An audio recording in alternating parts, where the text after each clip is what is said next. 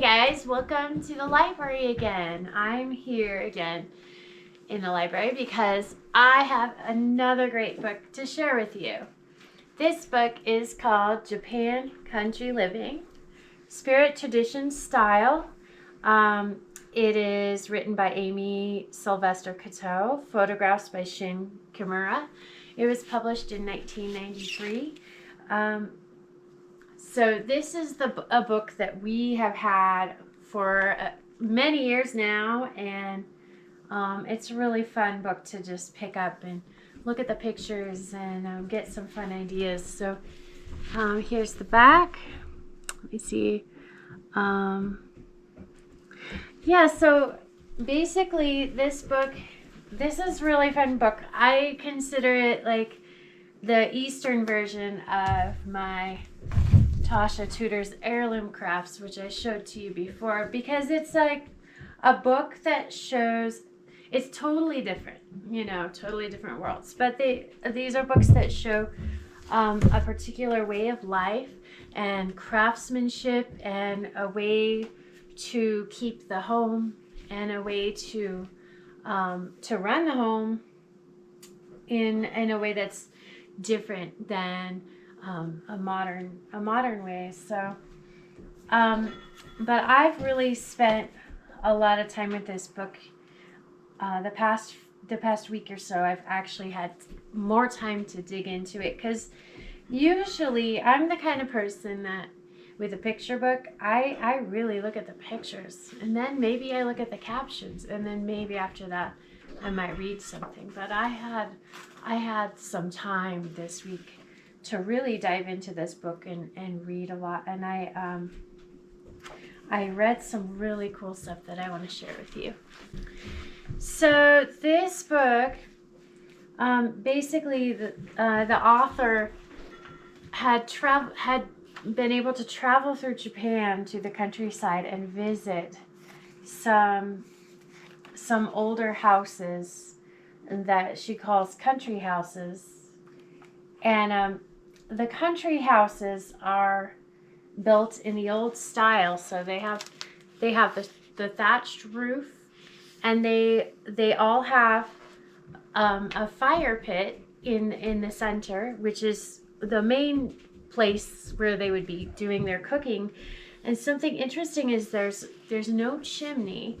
So this is kind of like if you think about the Viking houses that had the thatched roofs and no chimneys, because the smoke just does evaporate through the roof eventually, but also having the fire in the home keeps things dry, keeps pests away, keeps mold from growing, and it's really neat.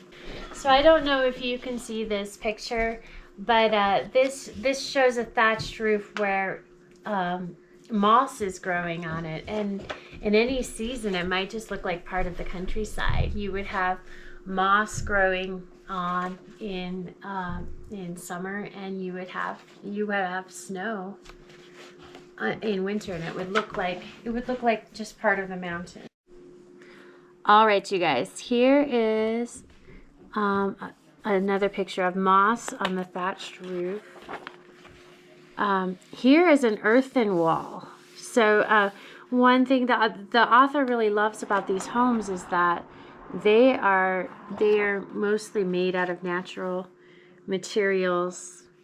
Here's a thatched roof. Here's some people thatching the roof, and they're just beautiful. Okay, I think I found the spot that I wanted to read to you.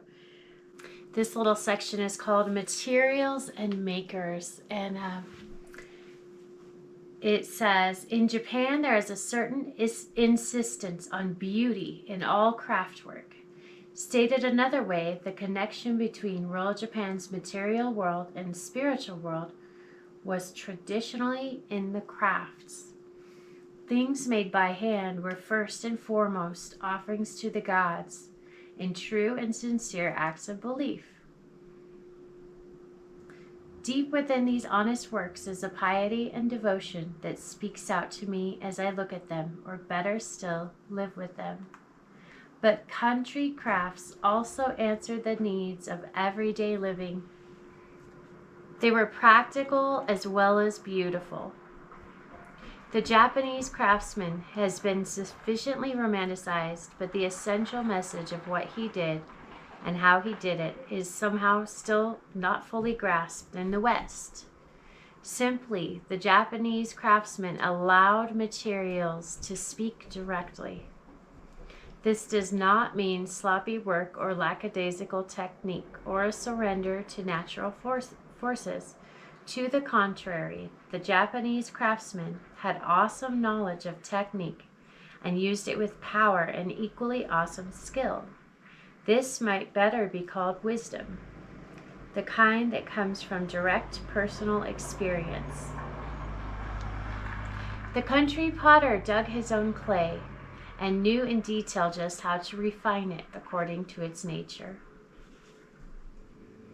I'm skimming over because this is kind of long. So, decoration. Oh wait, letting the pot be be totally itself, letting the clay and glaze, if any, all work together while each keeps its own identity. Decoration was often considered to be just an effect of forming or firing. The same degree of involvement and wisdom is found in all traditional and some modern Japanese handiwork. Whether it's making a straw rope, weaving a basket, building a house, creating the joinery for a table, labor-intensive community craft of fine lacquer work. For me, Japanese crafts talk straight, direct, and true, but from the entire body, from the bones out rather than just from the neck up. At the very heart of this is the craftsman's faith and his respect for the natural, God-given materials that connect man to his sources. So what I got out of that piece there is just talking about the old kind of craftsmanship where you let a thing be what it's made from is already the beauty in it, and you can create something out of it, and you can let the material be what it wants to be, but you don't have to force it or change it to make it beautiful. You don't have to add a million things to it. You just let it be what it is. So, and that's what the beauty is. So I find that all through this book. The wooden, the wood used to build the house, and so a lot of things are made of wood. A lot of things are made of paper. Oh, I remember now. There was another thing I wanted to share with you about she talks about the rice fields. Okay, so because the rice hay was used for a lot of things like grass mats and sandals and the roof, but in back when a lot of these people in the country are farmers, and so what they would do is when they harvested the rice, they would take the hay left over and they would make it into all of those things. These, baskets. There was one that was a boot, a snow boot made out of hay. But I might show you in a little while if I find it. But with the modern farming processes, they cut the rice, but there is not enough hay left over to make anything out of. So if people want to make crafts from the rice hay, they have to do a special field just for that. So it's interesting how the old country way was a way that utilized everything, and it was simple, it was beautiful. It wasn't, you didn't have to do all this extra stuff. The author compares a lot of the country way of living to what she calls the plastic modern way. And this is back in 1993, so you can imagine how much more plastic and modern our world is now compared to the way it was and back then. And she mentions like these country houses are dying out. They're harder and harder to find, and at the time she wrote this book, it was not really popular to keep a country house. It was more popular to leave that and go to the city and get something new that, you know, replace the old with the new instead of keeping up the old. So she has a chapter in here about the indigo, the dyeing of the indigo, and how beautiful it is. And she compares it to the countryside because she says, well, here's some sushi, which looks delicious. The color of the land. So she compares it to the countryside. And this is really cool. Here's the vats of indigo that are being prepared. And she also talks about rag work, working with rags. So taking the old things and making something new out of them. Which I really appreciate that because I used to do a lot of patching. I used to wear a lot of cotton clothes, and I used to patch my jeans all the time. And jeans these days are just useless. You can't. There's no point in patching them because they're made out of plastic, and they don't. It's not the same. So when you have things made out of natural materials, it makes sense to fix them and to keep them new and to take care of them and to add to them, because you have a substance that's natural and beautiful in its essence. But when we have all these synthetics, it's not the same. We have to keep. I don't feel like it's worth it to me to patch them up. I feel like this is gross and old. I need to get rid of it and get a new one. So it's a different thing. And I'm a big, I know, I really love natural materials, and I really don't like synthetics. And here is a paper lantern. Can you imagine that? How do we not burn the house down with that?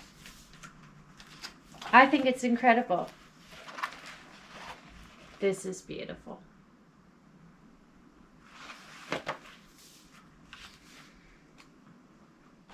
So let's just look through here a little bit together, because there are just, I don't think I've had the chance to bookmark all of the places. Here's the indigo. And there are different styles of indigo dyeing and of sewing and stitching. Some food, cooking. There's a whole chapter on, craftsmanship, and this is the materials and makers. I am really impressed by these shoes. These are the grass or the hay woven sandals, and then you've got the wooden shoes too. I don't know if you've ever seen. It's just a slab of wood, and then on the bottom there's 2 pieces of wood, and that makes a sandal. It's really cool. Okay, here's this. The caption here says that it looks like a basket, but it's a snow boot actually hanging up, and I think that's incredible. I would love to make snow boots out of that.